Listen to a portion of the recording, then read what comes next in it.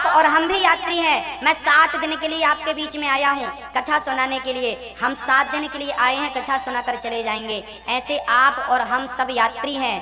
कोई 7 दिन के लिए आया है, कोई 7 साल के लिए आया है, कोई 25, कोई 50, कोई 100 साल के लिए आया है। आप अपना काम करेंगे, यात्रा पूरी करेंगे। जिस दिन यात्रा पूरी हो जाएगी तो आपको भी रवानगी लेनी पड़ेगी कि नहीं? आप भी रवाना हो जाएंगे।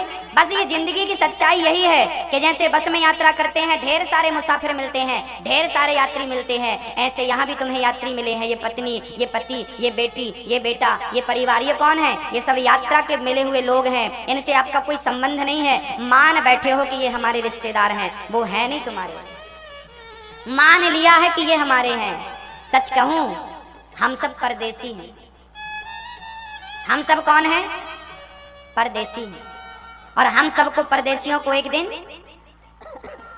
आपको भी जाना पड़ेगा, हमें भी जाना। अच्छा, आपको कितने दिन रहना है? और एक मैया जी वृंदावन जा रही थी। उसने इतना बड़ा सूटकेस तैयार कर रखा था। हमने कहा मैया कितने दिन को जा रही हो? बोली महाराज जी हम 15 दिन के लिए जा रही हैं, 15 दिन बाद आएंगी। हमने कहा 15 दिन के लिए जा रही हो तो इतना बड़ा सूटकेस ले जा रही हो, और जहां हमेशा के लिए जाना है वहां कितना बड़ा सूटकेस जाएगा? कितना बड़ा ले जाओगे? ले जाओगे कुछ? तो जो जाना है वो समेट लो।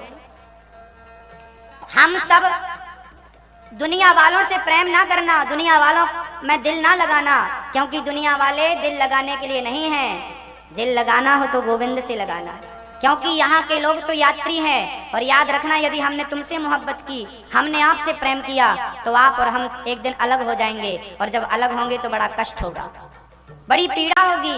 इसलिए दुनिया के लोगों से रिश्ता बनाओगी तो रोना पड़ेगा। 100 नहीं 101% आपको रोना पड़ेगा। तो जिनसे संबंध बनाते हैं उनके लिए रोना पड़ता है, क्योंकि वो बिछड़ जाते हैं। एक कृष्ण है, कभी बिछड़ता ही नहीं, वो तो दिल में रहता है। इसलिए उसे अंदर बिठाओ और दुनिया से नहीं, मेरे गोविंद से रिश्ता जोड़ो, नाता जोड़ो। हम सब यात्री हैं, सब मुसाफिर हैं, सब परदेसी हैं, और सबको एक दिन अपने अपने देश जाना है। आप भी जाओगी ना मेरी माँ?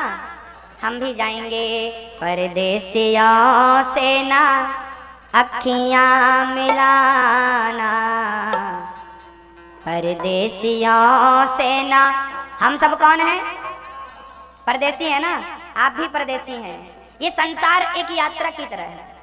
यहाँ मिलना बिछड़ना, जैसे ट्रेन में एक उतरता है तो एक चढ़ता है। दादाजी उतर गए, नाती जी चढ़ गए। दादाजी का टाइम पूरा हुआ, एक उतर रहा है, एक जा रहा है, एक आ रहा है। ये संसार का तो नियम है। जब हम आए थे तब हमारे दादा परदादा के जाने का टाइम था, हम आए। अब जब हमारे जाने का टाइम होगा तो हमारे नाती पंती संती अंती के आने का टाइम होगा। एक जा रहा है, एक, यही नियम है। इसलिए अपना ना कहो किसी को, अपने मेरे तो गिरधर गोपाल, दूसरो न कोई। परदेसियों से ना अखियां मिलाना, परदेसियों से ना अखियां मिलाना। परदेसियों को है एक दिन जाना, परदेसियों से ना अखियां मिलाना, परदेसियों से ना अखियां मिलाना। हम तो चले परदेस, हम परदेसी हो गए। हम तो चले परदेस, हम परदेसी हो गए। छूटा अपना देश, हम परदेसी हो गए। हम तो चले परदेस, हम परदेसी हो गए। छूटा अपना देश, हम परदेसी हो। हम सब कौन हैं? अच्छा, तुम हरिद्वार चली जाओगी ना माँ, वृंदावन चली जाओगी तो वहां से तो फोन लगा लोगी, बेटा कैसे हो, नाती कैसे हो। लेकिन एक दिन तुम ऐसी जगह जाओगे दादाजी, ना तो चिट्ठी होगी, चिट्ठी न कोई संदेश, कोई संदेशा नहीं। जाने वो कौन सा देश जहाँ तुम चले गए, जहाँ तुम चले गए। एक आह भरी होगी हमने न सुनी होगी, जाते जाते तुमने आवाज तो दी होगी। उस वक्त कहाँ थे हम, हर वक्त यही है गम, जहाँ तुम चले गए, जहाँ तुम चले गए। चिट्ठी न कोई संदेश, मैया जी ना चिट्ठी लिख पाओगे, ना तो फोन होगा, ना कोई संदेशा होगा। हाँ, मुसाफिर हैं हम तो चले जा रहे हैं। हम कौन हैं? मुसाफिर हैं हम, तेरे शहर में आए हैं। मुसाफिर की तरह हम तेरे शहर में आए हैं। कैसे? मुसाफिर की तरह हम मुसाफिर हैं, और केवल हम नहीं, आप भी तो हैं। 25-50 साल की यात्रा है, पूरी हो जाएगी, जाना पड़ेगा कि नहीं? इसलिए जितने दिन हो प्यार मोहब्बत से रह लो, लड़ाई झगड़ा ना किया करो, भूल जाओ कल की बातें और प्रेम से रहो। उस चित्रकेतु के पुत्र ने समझाया, पिताजी मैं पिछले जन्म में भिखारी मैं पिछले जन्म में भिखारी था, आपके घर भीख मांगने आया था, तो आपने मुझे गेहूं का आटा दे दिया था। मैंने उस गेहूं के आटे की 5 रोटियां बनाई, साथ में आपने मुझे सूखा गोबर ओपले कंडे दे दिए थे। मैंने कंडे पे आग लगाई और 5 रोटियां बनाई। पिछले जन्म में मैंने आपके आटे की 5 रोटियां बनाई थी, तो 5 वर्ष तक आपका बेटा बन के मैंने 5 रोटियों का हिसाब दे दिया। मैंने उन चींटियों को आग में जलाकर मारा था, धोखे से वो चींटियां जल गई थी। आपने हमें कंडे दिए, ओपले दिए, हमने आग लगा दी, हमने ध्यान दिया नहीं, उसमें चींटियां थी, वो चींटियां जल गईं, तो वो चींटियां आपके घर से मिली थी, वही चींटियां आपकी पत्नी बनके इस जन्म में आई हैं, और हमने उन्हें मारा था आग में जलाकर, उन्होंने जहर देकर हमें मार दिया। वो तो भोग लगाया भगवान को, तो एक जन्म में सबका हिसाब चुक गया, नहीं तो ना जाने कितने बार जन्म लेके सबका हिसाब किताब चुकाना पड़ता। याद रखना मेरी माँ, इस दुनिया में चाहे पत्नी हो, चाहे पति हो, चाहे बेटा हो, चाहे बेटी हो, सब अपना हिसाब किताब पूरा करने आते हैं। जिस दिन जिसका हो जाएगा, उसके बाद वो एक क्षण, एक सेकंड भी यहाँ रुकेगा नहीं। समझ रही हो ना मेरी माँ? हाँ, कोई नहीं रुकेगा, ना मैं रुको। 7 दिन पूरे हो गए, हम चले जाएंगे। आपका भी 25-50 साल का टाइम पूरा हो गया, 100 साल का, जाओ। थोड़ी सी जिंदगी है, प्यार मोहब्बत से रहा करो, घृणा ना किया करो, द्वेष ना किया करो, प्यार किया करो सबसे। सब में भगवान है ये सोचकर। लोग ना अहंकार करते हैं, हमें नहीं जानते, हमें नहीं पहचानते। भाई अहंकार ना करो, मन को फुला फुला कर लोग घूमते हैं, ये मेरा है ये। जब तक जिंदगी, ये बूढ़ा आदमी भी कहता है, एक बूढ़े आदमी के, अधिकांश बूढ़े आदमी ना अपना ही परिचय देते हैं। मैं बूढ़ों के पास जाता हूँ कभी कभी, तो बूढ़े आदमी खटिया पे लेटे हैं, बिल्कुल मरने का टाइम चल रहा है, फिर भी कहते महाराज जी हमारे 5 बेटे हैं, 5 बहू हैं और ये नाती है। हमने कहा अब तुम 5 बच्चे ना गिनाओ, तुम राम राम जपो, मरने का टाइम, सिर पे खोपड़ी पे मौत मंडरा रही हो, तुम्हें बच्चे दिखाई पड़ रहे हैं? कैसा अभागी है। कब भजन करोगे, कब मन भगवान में लगाओगे, राम जाने। इसलिए मन फूला फूला फिरे जगत में, कैसा नाता रे। अच्छा, आपका संबंध, एक अपने दिल में हाथ रख के बताओ कि आपकी पत्नी, पति, बेटा, बेटी, दुनिया में जो भी है, क्या वो आपके हैं? एक बार दिल से कह दो कि ये मेरे हैं आपके? बोलो हाँ, क्या ना, क्या कह रहे हैं? नहीं, मेरे कहने से नहीं बोलना, अपनी, आपके पास भी बुद्धि और विवेक है, अपने से बोलना। मेरा है, अकेले आए हो, और जो यहाँ है ना, वो यहाँ तक ही तुम्हारे साथी हैं। मन बोला बोला मेरे जगत में ऐसा नाता रे। जब हम मरेंगे ना, तो हमारे दोस्त, हमारे रिश्तेदार, कुछ लोग तो लकड़ियां इकट्ठा कर रहे होंगे, ट्रैक्टर ट्राली में भर भर के शमशान पहुंचा रहे होंगे, तैयारियां हैं। कुछ लोग चिता बना रहे होंगे, जमा रहे होंगे लकड़ियों को। कुछ जल्दी से कफन खरीदने गए होंगे, भाई साहब जरा कफन देना, फलाने मर गए हैं। आपके लिए भी कफन खरीदा जाएगा, उस दुकान को एडवांस पहले ही दे देना कि भाई साहब जरा कफन दे दो। हाँ, बहुत समेटते थे ना, ये मेरा ये मेरा। भाई से झगड़ा कर लिया 1 इंच जमीन के लिए, तुम्हारी जमीन जहां की तहां रह गई। हाँ, झगड़ा कर लिया। मैया जी, आप लोग ना बहुत रोती हो जब कोई मरता है, खासकर आपकी सास मरती है तो आप बहुत रोती हो। ये बहुएं ना बहुत बड़ी नाटकबाज होती हैं। सास जब तक जिंदा होती है तो गिलास भर पानी नहीं पिलाती ठीक से, और मर जाती है तो रोने के लिए फ्रंट पर बैठती हैं। सारी बहुओं को मैं ऐसा नहीं कहूंगा, सारी बहुएं गुनहगार नहीं हैं, लेकिन 80 और 90% तो हैं। जो है मैं उनको कह रहा हूं। एक बहू अपनी सास को 2 वक्त की रोटी नहीं खिला पाती। बूढ़ी सास, मैंने देखा है, एक माँ अकल अलग बनाती खाती थी, उसके पांव हाथ नहीं चलते थे फिर भी 2 रोटी बनाती थी, और बहू हलवा बनाती थी तो कभी ये नहीं कहती थी माँ जी आप खा लो। बूढ़ी सास जिसके हाथ पांव नहीं चलते वो अकेली बनाकर खा रही है, तुम्हें उस पर दया नहीं आई, और जब वो मर गई तो रोने के लिए पहले पहुंच गए। क्यों रो रहे हो, क्यों नाटक कर रहे हो? मर गई तो आंसू बहा रहे हैं, जिंदा थी तो पानी नहीं पिलाया, गिलास भर पानी नहीं पिलाया, और अब बाल्टियों से आंसू बहा रही है। आपकी माँ के आप पाँव दबाते हो कि नहीं? मेरे भाई आपसे पूछ रहा हूँ, माँ जिंदा है कि गई है? पाँव दबाते हो? बाप है कि नहीं? पाँव दबाते हो? करना सेवा। हाँ, जब मर जाएगा ना तो रोने पहले पहुंच जाओगे, बाप मर गया, बाप माँ मर गई। अरे रोने से अच्छा है जब तक जिंदा है सेवा करो। मैं कहता हूँ किसी के मरने में नहीं रोया करो, जब तक वो व्यक्ति जिंदा है खूब प्यार दो, खूब सेवा करो, उसकी आंखों में खुशी के आंसू बहते रहें, खुशी के आंसू बहते रहें।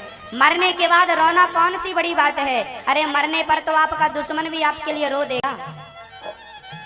हमारे मरने पर तो हमारा दुश्मन भी रोएगा, लेकिन जब तक जिंदा है, क्या तब जिंदा थे जब तक, तब तक आपने हमारा साथ दिया? क्या हमारी लाठी बने? क्या हमारे कंधे से कंधा मिलाकर 2 कदम चले? नहीं चले, केवल मरने का इंतजार करते रहे, मरे फिर हम रोने जाएं। जिंदा थे, एक कपड़ा नहीं दिया, मर गए, शॉल उड़ाते हैं, चादर उड़ाते हैं। क्यों उड़ाते हो? मुर्दे को ठंडी थोड़ी लगती है। जिंदा थे, एक फूल नहीं दिया, प्यार की बातें नहीं करी, और मर गए तो फूलों की माला मुर्दे को पहना रहे।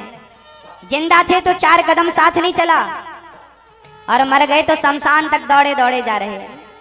पता नहीं क्यों फॉर्मेलिटियां करता है इंसान। अंदर कुछ होता है और बाहर कुछ होता है। मेरे भाई मेरी माँ, ईश्वर को बिल्कुल पसंद नहीं है ये आदत। अंदर कुछ हो बाहर कुछ हो, अंदर से जैसे हो बाहर से वैसे रहो, बाहर से जैसे हो अंदर से वैसे रहो। किसी से घृणा करने से क्या मिल जाएगा? किसी से द्वेष करने से हमें मिल के हम कौन से अमीर हो जाएंगे? घृणा कर लेंगे आपसे तो। एक बात तो बताओ, घृणा करने वाला महान होता है कि प्रेम करने वाला? मरोगे लोग ले जाएंगे, हाँ, और मरने के बाद ना मुर्दा अकड़ जाता है, याद रखना। और आप लोग भी बहुत अकड़ते हैं, तो मरने के बाद लोग अकड़ते हैं, आप तो जीते जी अकड़ रहे हैं।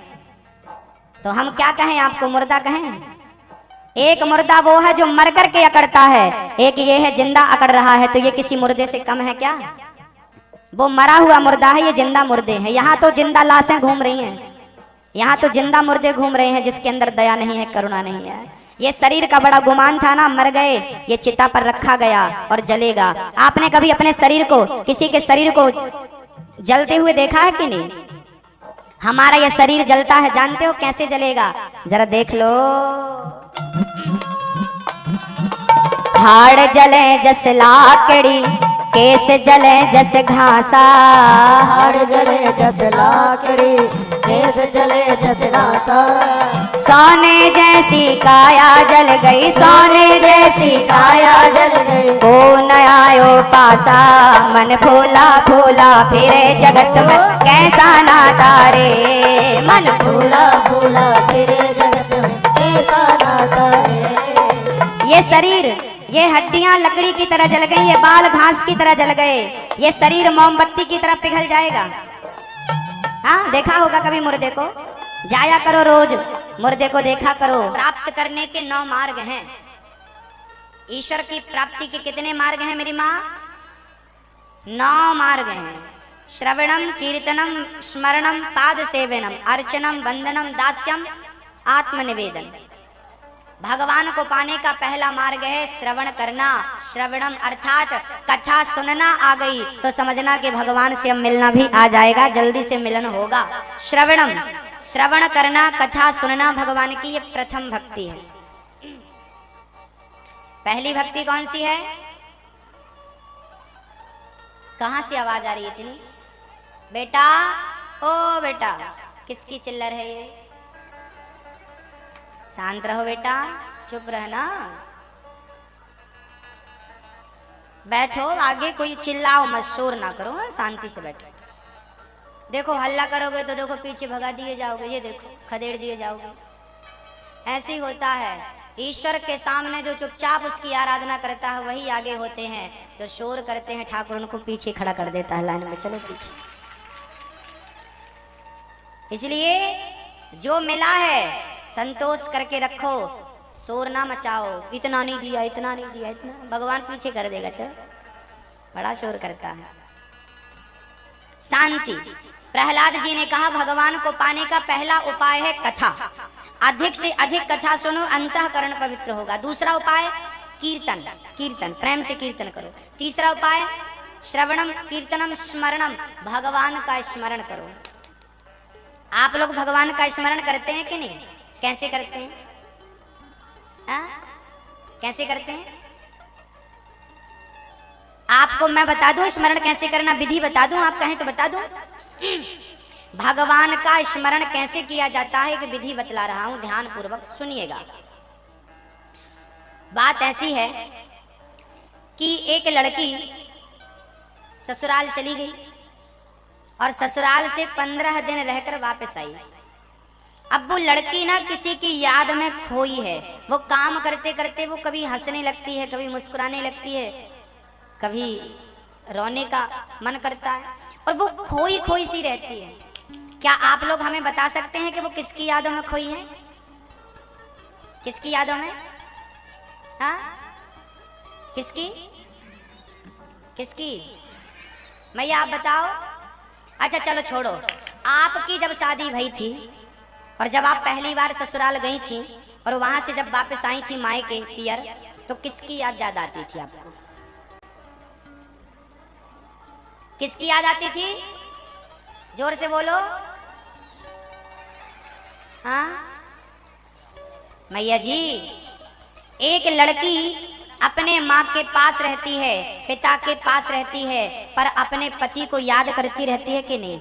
जैसे एक लड़की, एक स्त्री अपने पति को, भले उसका पति बॉर्डर पर खड़ा है और देश की रक्षा कर रहा है सैनिक बन करके, वो भले हजारों किलोमीटर दूर हो लेकिन वो अपने पति को याद करती रहती है। ऐसे ही भक्त कहीं हो, भगवान कहीं हो, जैसे स्त्री अपने पति को याद करती है, उसके ख्यालों में खोई है, ऐसे भगवान के ख्यालों में खो जाना, डूब जाना, इसी का नाम स्मरण है।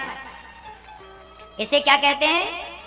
स्मरणम, श्रवणम, कीर्तनम, स्मरण।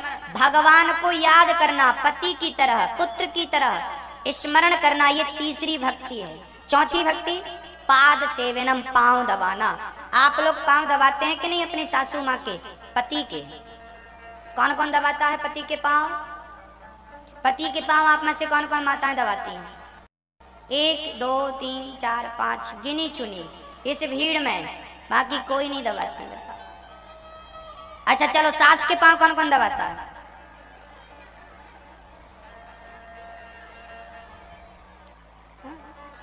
वो भी गिने चुने हैं। पांव दबाने वाले कम हैं, गला दबाने वाले ज्यादा है। भक्तों, शास्त्र कहते हैं कि जिस घर में स्त्री पति के रोज पांव दबाती है उस घर में कभी लक्ष्मी की कमी नहीं होती। जिस घर की पत्नी पति के पांव दबाती है। पर यहाँ पर पतियों को भी एक बात सुननी पड़ेगी। पति को भी, जिस घर का पुरुष नारी का सम्मान करता है उस घर में देवताओं का वास होता है, समृद्धि होती है। ऐसा नहीं कि पति पत्नी पांव दबाए और तुम उसके मुंह में लात मारो। पत्नी पांव दबाए पर पति को भी पत्नी का सम्मान करना चाहिए। लक्ष्मी जी नारायण के क्या करती रहती हैं? चरण सेवा दबाती रहे, चरण सेवा करती रहती हैं। चरण को दबाना अर्थात जिसके घर में पत्नी पांव दबा रही है, बेटा आज्ञाकारी है, वही तो स्वर्ग में है, यही तो स्वर्ग है। इसलिए अपने पति के पांव दबाया करो, अब पत्नी धर्म निभाया करो। चौथी भक्ति है पाद सेवनम, पांव दबाना। अर्चनम, अर्चन करना, ठाकुर जी का पूजन करना, वंदन करना, ये सारी अंत में है समर्पण। प्रहलाद जी ने इस प्रकार की बात कही। प्रहलाद के पिता ने उठाकर पटक दिया और आग पर जलाने का प्रयास किया। होलिका प्रहलाद को लेकर बैठ गई और आग लगा ली, और प्रहलाद तो बस नारायण नारायण नारायण जप रहे थे।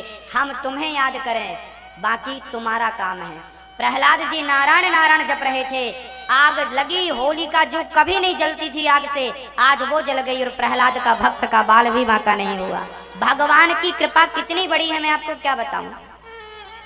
जहर दिया प्रहलाद को, जहर की क्या औकात के वो भक्त का कुछ बिगाड़ सके, मार ना सका। पहाड़ से फेंका, भगवान गोद में लिए, जिद पकड़ लिया प्रहलाद ने, मैं भक्ति नहीं छोड़ूंगा।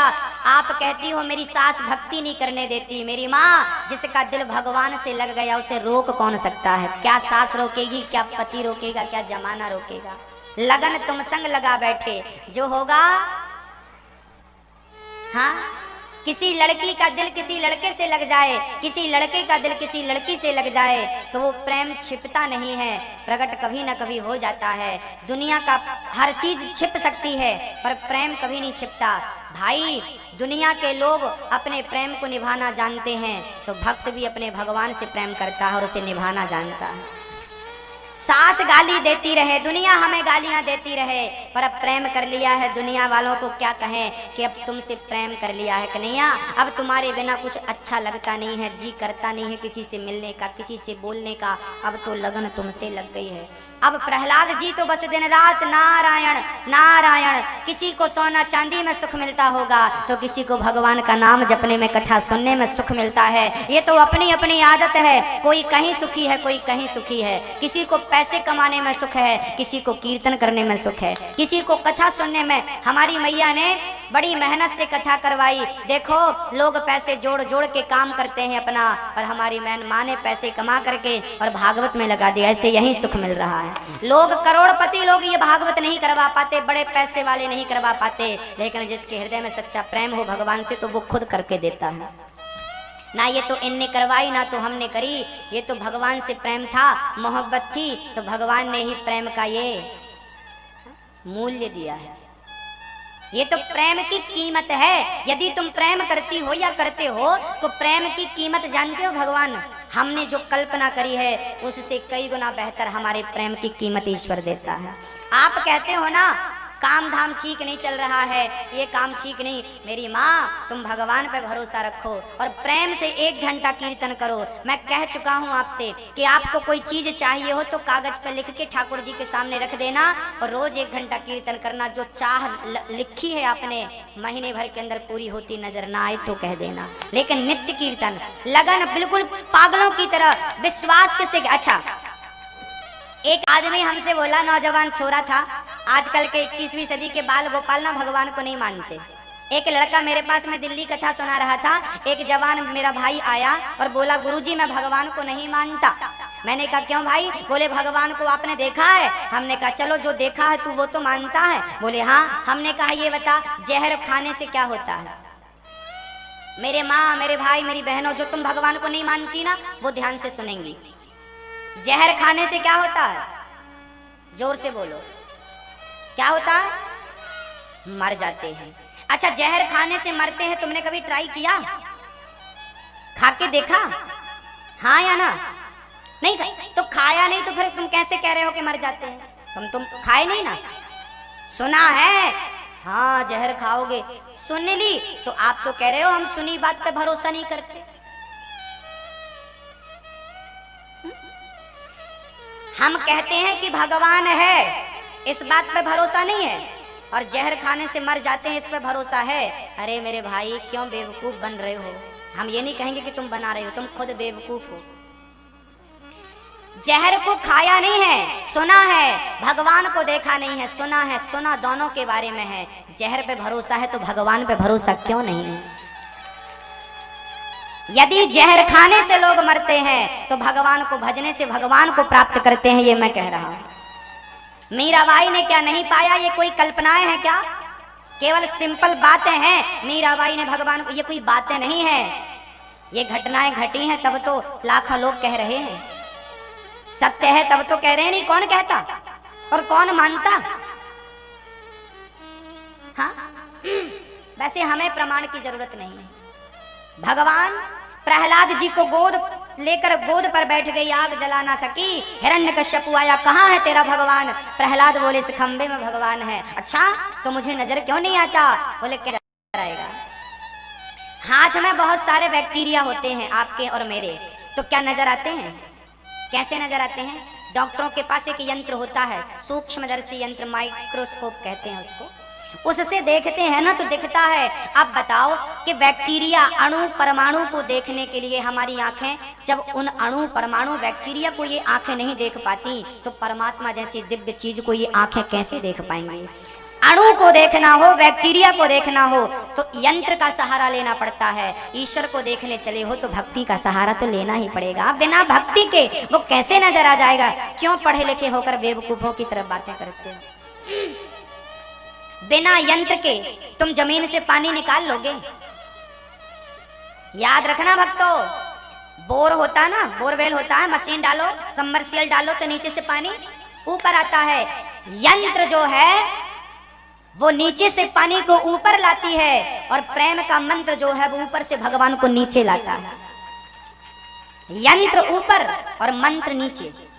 ऊपर बैठा भगवान कहीं भी हो, यदि भक्त ने सच्चे भाव से पुकारा है तो नरसिंह भगवान खंबे चीर करके भगवान भक्त के लिए प्रकट हो जाते हैं, क्योंकि मेरे भक्त ने आवाज लगाई, क्योंकि मेरे भक्त ने विश्वास से कहा है कि इस खंबे में भगवान हो। आज भी हर खंबे में कृष्ण है, पर वो प्रहलाद जैसा भगत कहाँ है? वो प्रहलाद का विश्वास कहाँ है? जिस दिन वो विश्वास हो जाएगा तो भगवान आज भी इस खंबे से प्रकट होगा। आज